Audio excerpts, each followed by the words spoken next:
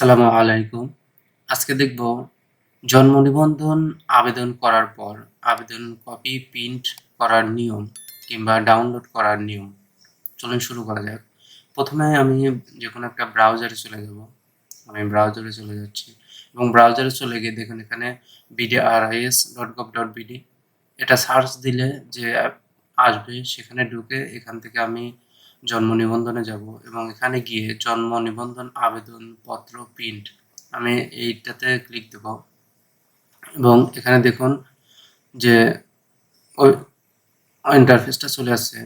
এখানে জন্ম নিবন্ধনের জন্য আবেদন, এখানে যদি আমি জন্ম নিবন্ধন সংশোধনের জন্যও আবেদন করি সেখানটাও এখান থেকে প্রিন্ট করতে পারবো এবং এখান থেকে এক কথায় সবকিছু যেগুলো আবেদন করা আছে সবগুলো আবেদন প্রিন্ট করা যাবে। এবার আমি অ্যাপ্লিকেশন আইডি দিব।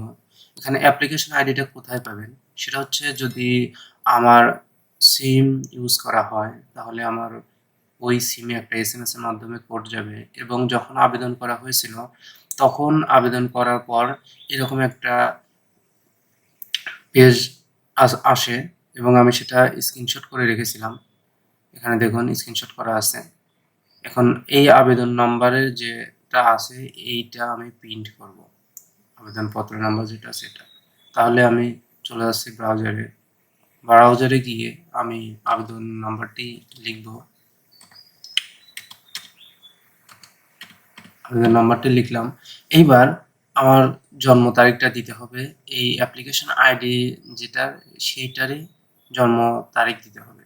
তাহলে আমি এটা জন্ম তারিখ দিয়ে দিচ্ছি এবং এখানে প্রিন্ট অপশন আছে, এখানে প্রিন্টে চাপ দিব। এখানে দেখুন আমার এটা চলে আসছে। এবার আমি যদি চাই যে আমার এটা পিডিএফ আকারে সেভ করে রাখবো এবং পরবর্তীতে আমি যখন কম্পিউটারের দোকানে গিয়ে প্রিন্ট করব সেক্ষেত্রে এখানে সেভ অ্যাজ পিডিএফ। আর যদি আমার প্রিন্টার থাকে সেক্ষেত্রে তো সরাসরি আমি এখান থেকে যে প্রিন্টার নাম আসলে আমি প্রিন্টারটা এখানে ক্লিক দিলে আমার এটা কাজ হয়ে যাবে এবং এখানে দেখুন যা আছে পোর্ট্রেট এবং এটা পেপার সাইজ লেটার আছে, এটা আমি A4 করে দিব এবং এখানে আমি সেভ দিব। এখন দেখুন আমাকে দেখাচ্ছে যে আমি কোথায় সেভ করব এটা। তাহলে আমি যদি চাই যে আমি এটা আমার ডকুমেন্ট ফাইলে সেভ করব তাহলে এটা ডকুমেন্ট ফাইলে দিয়ে সেভ দিব এবং এখানে দেখুন আগের মতো আবার চলে আসছে। এবার আমি দেখি যে আসলে আমারটা সেভ হয়েছে কিনা। সেক্ষেত্রে আমি এটা মিনিমাইজ করে দিব এবং আমার কম্পিউটারে চলে যাব এবং ডকুমেন্টে চলে যাব। গিয়ে এখানে দেখুন আমি যদি ডেট মডিফাইড এটাতে ক্লিক দিই, এখানে দেখুন 12/12/2024 আমার এটা প্রিন্ট কপি, এটা আমার প্রিন্ট কপি। ধন্যবাদ সবাইকে। এই ছিল কিভাবে আবেদনপত্রটি প্রিন্ট করা যায় এটা একটা ভিডিও।